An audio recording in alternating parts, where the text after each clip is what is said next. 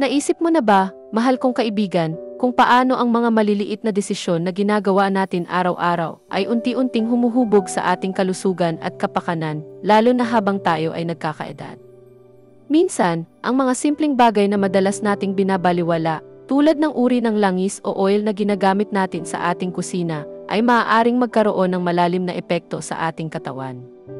Hindi ba't nakakapagtaka kung gaano karaming impormasyon ang dumarating sa atin, pero ang ilan sa pinakamahalaga ay tila nawawala sa ingay?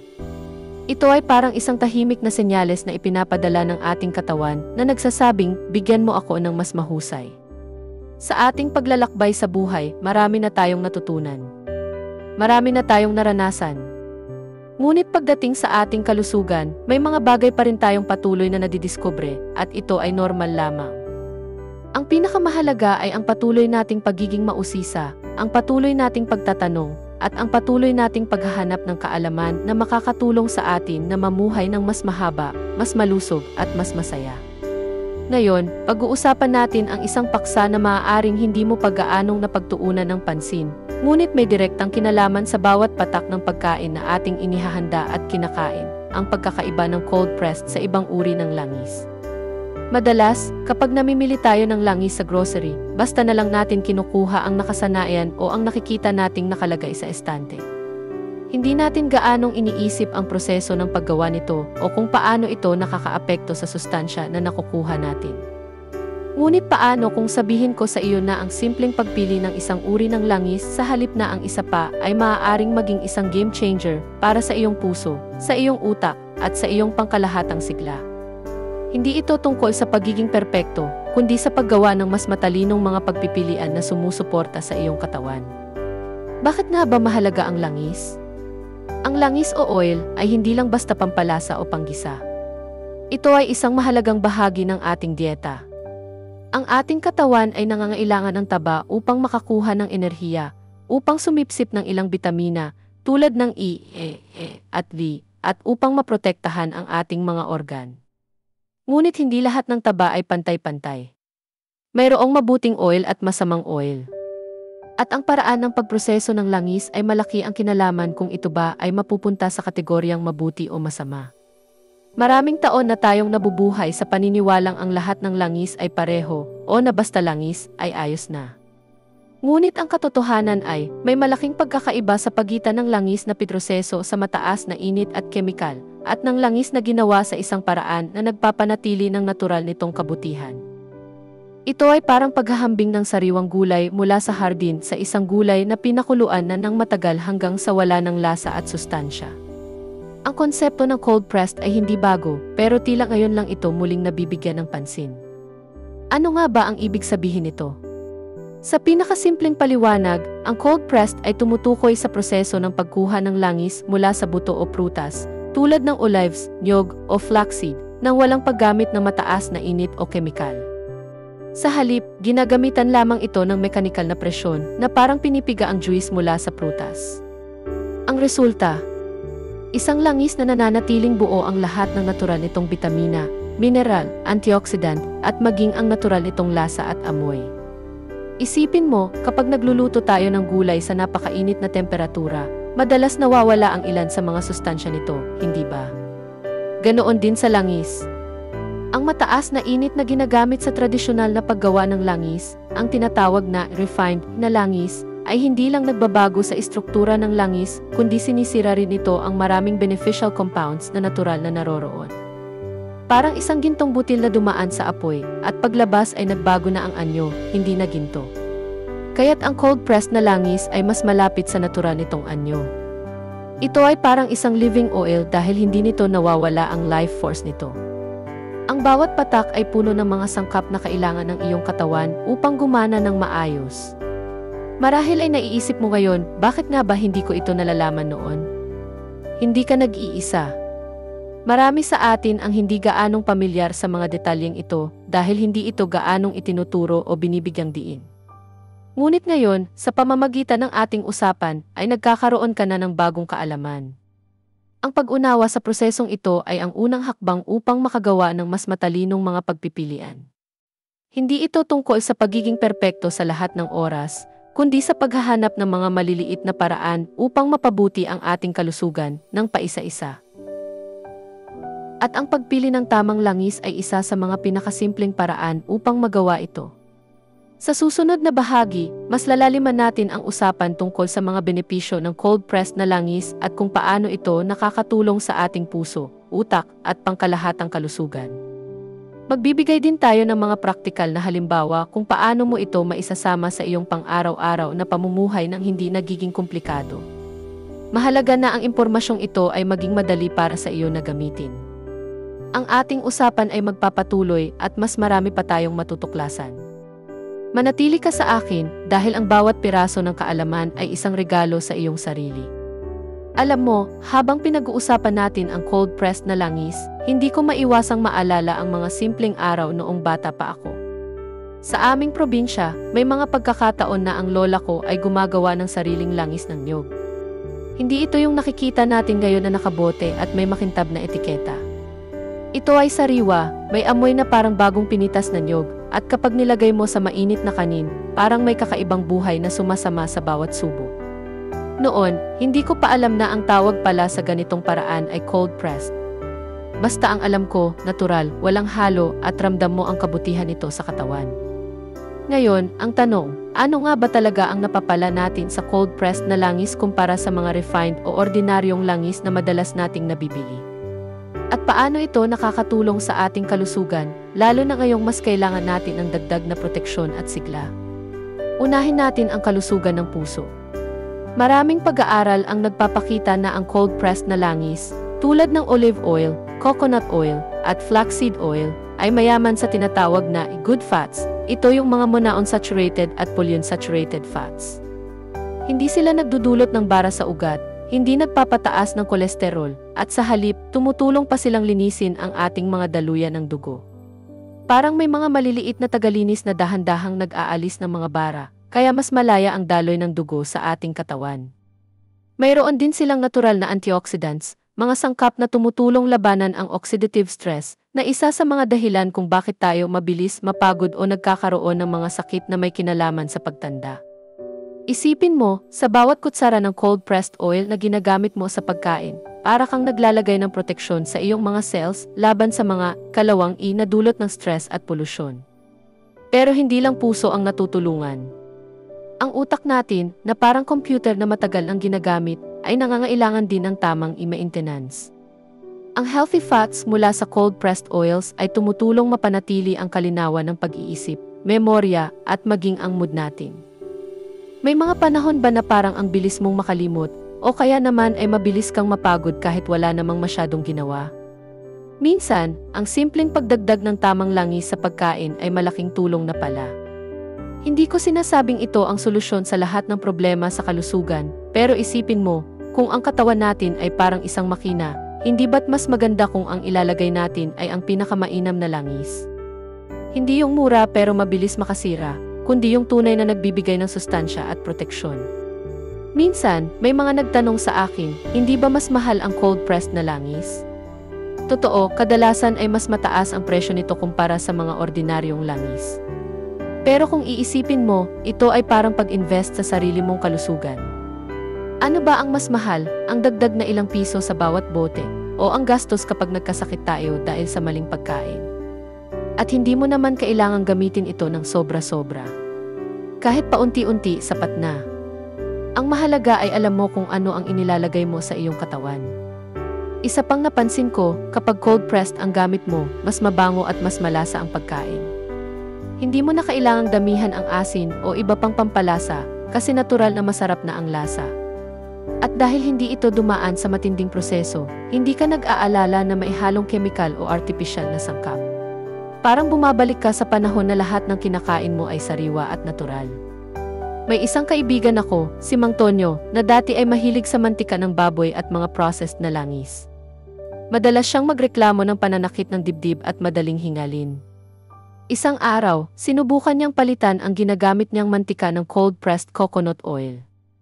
Hindi naman siya nagbago ng ibang pagkain, pero napansin niya na unti-unting gumaan ang pakiramdam niya. Hindi na siya madaling mapagod at mas magaan ang bawat galaw. Sabi niya, akala ko dati, pare-pareho lang ang mantika. Pero ngayon, parang mas buhay ako. Hindi ko sinasabing magic ito, pero ang maliliit na pagbabago, kapag pinagsama-sama, ay nagdudulot ng malaking epekto. At ang pagpili ng cold-pressed na langis ay isang simpleng hakbang na kayang-kaya mong gawin, kahit na anong edad mo.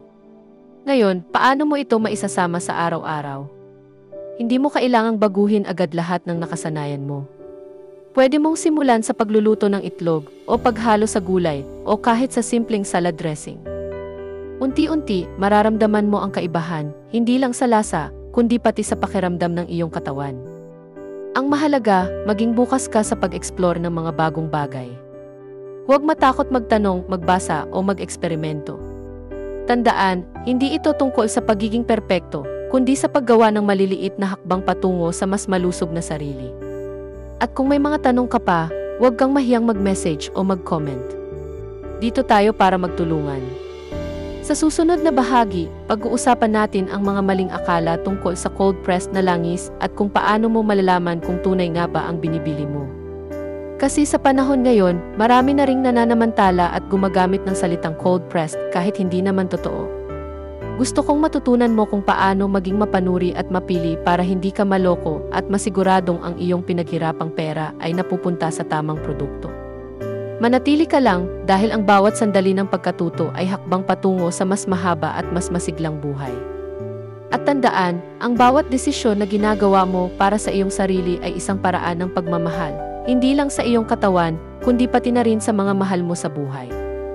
Alam mo, habang mas marami tayong natututunan tungkol sa cold-pressed na langis, hindi rin natin maiiwasang mapansin na parami ng parami ang mga produkto na nagsasabing sila raw ay cold-pressed.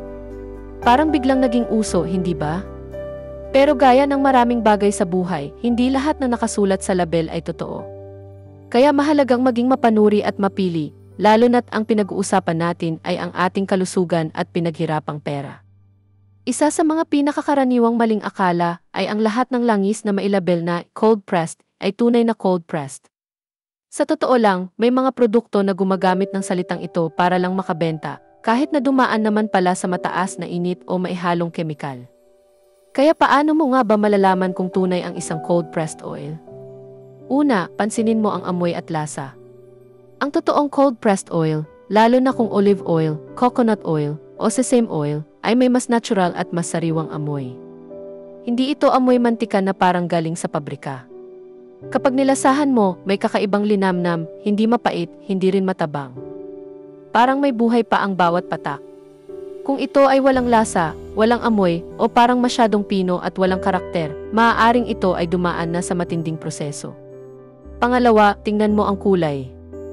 Ang cold-pressed na langis ay kadalasang mas matingkad ang kulay, gaya ng golden yellow ng olive oil o maputing gatas ng coconut oil. Hindi ito mukhang diluted o parang tubig. Kapag sobrang linaw at parang walang kulay, magduda ka na. Pangatlo, suriin mo ang packaging at label.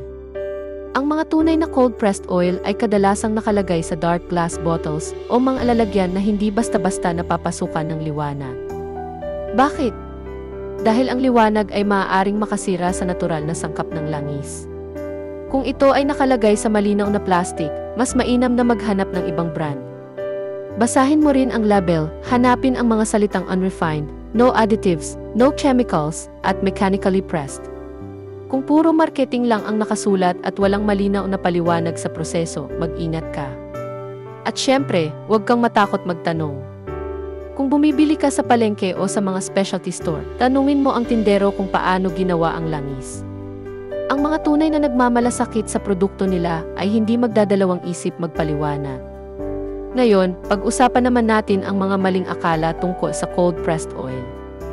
May mga nagsasabi na hindi raw ito pwede sa mainit na luto o kaya ay mabilis masira. Totoo, ang ilang cold-pressed oil, tulad ng flaxseed oil, ay hindi dapat niluluto sa mataas na init. Pero maraming cold-pressed oil, tulad ng coconut oil at olive oil, ay kayang-kaya ang regular na pagluluto, basta hindi mo lang sosobrahan ang init. Ang mahalaga, gamitin ito sa tamang paraan. Para sa salad, dressing, o finishing oil, piliin mo ang mga mas sensitibo. Para sa panggisa o pagluluto, pwede ang coconut at olive oil. Mayroon ding mga nagsasabi na hindi raw masarap o mahirap hanapin ang cold-pressed oil. Sa totoo lang, kapag nasanay ka na sa natural na lasa nito, hahanap-hanapin mo na. At ngayon, mas madali na itong hanapin sa mga supermarket, online, o sa mga lokal na tindahan. Isa pang tanong na madalas kong marinig, paano kung hindi ko talaga kayang bumili ng cold-pressed oil palagi? Walang problema. Hindi ito kompetisyon. Ang mahalaga ay maging mas mapanuri ka at subukan mong unti-unting isama ito sa iyong buhay. Kahit isang kutsara sa isang araw, o gamitin mo lang sa mga espesyal na lutuin, malaking bagay na iyon. Mayroon akong kakilala, si Aling Nena, na dati ay laging gumagamit ng ordinaryong mantika sa lahat ng luto. Nang malaman niya ang tungkol sa cold-pressed oil, nag-alinlangan siya dahil sa presyo. Pero sinubukan niyang bumili ng maliit na bote at ginamit niya ito sa mga paborito niyang gulay na ginisa. Sabi niya, hindi ko akalaing ganito pala kasarap at gaan sa tiyan. Unti-unti, naging bahagi na ito ng kanyang kusina. Hindi niya kailangang palitan lahat, unti-unti lang, ayon sa kaya. Ang mga simpleng hakbang na ito, kapag pinagsama-sama, ay nagdudulot ng malaking pagbabago. Hindi mo kailangang baguhin ang lahat ng sabay-sabay. Ang mahalaga ay magsimula ka at maging bukas sa pag-aaral ng bago. At kung may mga tanong ka, huwag kang mahiyang magtanong dito sa ating komunidad. Ang bawat tanong mo ay mahalaga at baka makatulong pa sa iba na may parehong katanungan. Dito, walang mali o maliit na tanong. Lahat tayo ay natututo. Sa susunod na bahagi, pag-uusapan natin ang mga simpleng resipe at paraan ng paggamit ng cold-pressed oil sa araw-araw. Pati na rin ang mga banayad na palatandaan na gumaganda na ang iyong kalusugan dahil sa maliliit na pagbabagong ito. Tandaan, ang bawat hakbang ay hakbang patungo sa mas malusog na sarili, at ang bawat araw ay bagong pagkakataon para mahalin ang iyong katawan. Alam mo, habang patuloy nating pinag-uusapan ang cold-pressed na langis at ang mga simpleng pagbabago na pwede nating gawin, gusto kong bigyang diin na ang bawat maliit na hakbang ay may kahulugan. Minsan, hindi natin agad napapansin ang epekto ng ating mga pinipiling pagkain at sangkap, pero dahan-dahan, nararamdaman natin ang pagbabago sa ating lakas, sigla, at maging sa ating pananaw sa sarili. May mga pagkakataon na parang walang nangyayari, pero bigla mo na lang mapapansin na mas magaan ang iyong pakiramdam tuwing umaga, o mas bihira ka nang sumakit ang ulo o tiyan. Baka mapansin mo rin na mas masarap ang lasa ng pagkain, kahit simple lang ang luto. Ang mga ito ay banayad na senyales na gumaganda na ang iyong kalusugan dahil sa mga maliliit na pagbabagong pinili mong simulan. Ngayon, gusto kong ibahagi ang ilang praktikal na paraan kung paano mo maisasama ang cold-pressed oil sa iyong araw-araw nang hindi mo kailangang baguhin ang lahat ng sabay-sabay. Halimbawa, kung dati ay puro mantika ang gamit mo sa pagluluto ng itlog o gulay, subukan mong palitan ito ng isang kutsara ng cold-pressed olive oil o coconut oil. Mapapansin mo ang kaibahan sa lasa at sa pakiramdam pagkatapos mong kumain. Hindi mabigat sa tiyan at parang mas madaling tunawin ng katawan. Pwede mo ring gamitin ang cold-pressed oil bilang dressing sa iyong paboritong ensalada. Isang simpleng timpla lang ng olive oil, kaunting kalamansi o suka, at asin, napakasarap na, at alam mong natural ang lahat ng sangkap. Kung mahilig ka naman sa tinapay, subukan mong idipito sa olive oil na may konting paminta. Hindi mo na kailangan ng mantikilya o margarina, pero busog na busog ka pa rin sa lasa. Kung mahilig ka sa mga tradisyonal na lutuin, huwag kang mag-alala, hindi mo kailangang iwanan ang mga paborito mong putahe. Pwede mong unti-unting palitan ang ginagamit mong mantika sa mga ulam na madalas mong lutuin. Magsimula sa maliit na bahagi at kapag nasanay ka na, pwede mong dagdagan pa. Ang mahalaga, hindi mo pinipilit ang sarili mo, kundi tinatanggap mo ang pagbabago ng may pag-unawa at pagmamahal sa sarili. Marami sa mga kaibigan kong nagsimulang gumamit ng cold-pressed oil ang nagsabing mas naging magaan ang kanilang pakiramdam, mas bihira na silang makaramdam ng pananakit ng tiyan, at mas naging masigla sila sa araw-araw. Hindi ito instant, pero kapag pinagsama-sama ang mga maliliit na hakbang, nagiging malaking pagbabago ito sa paglipas ng panahon. Huwag mong kalimutan, ang bawat desisyon na ginagawa mo para sa iyong katawan ay isang paraan ng pagpapahalaga at pagmamahal, hindi lang para sa sarili mo, kundi para rin sa mga mahal mo sa buhay. Kapag mas malusog ka, mas marami kang oras at lakas para makasama sila, makapagbahagi ng kwento, at makapagbigay ng saya. Bago tayo magtapos, gusto kitang anyayahan na magmuni-muni. alin sa mga simpleng hakbang na ito ang kaya mong simulan ngayong linggo? Ano ang isang maliit na pagbabago na magbibigay sa iyo ng saya at ginhawa? Ibahagi mo sa akin sa mga komento, gusto kong marinig ang iyong kwento at karanasan. Baka ang simpleng kwento mo ay maging inspirasyon din sa iba. At kung nakatulong sa iyo ang video na ito, ipasa mo ito sa isang taong mahalaga sa iyo, isang kaibigan, kapatid, o anak. Baka sila rin ay naghahanap ng simpleng paraan para maging mas malusog. At kung hindi ka pa sigurado kung paano mag-subscribe, huwag kang mahiyang humingi ng tulong sa isang tao na malapit sa iyo. Gusto naming makasama ka rito dahil ang bawat miyembro ng ating komunidad ay mahalaga. Tandaan, hindi mo kailangang magmadali. Ang bawat hakbang, gaano man kaliit, ay isang tagumpay. Ang mahalaga ay patuloy kang nagmamahal at nag-aalaga sa sarili.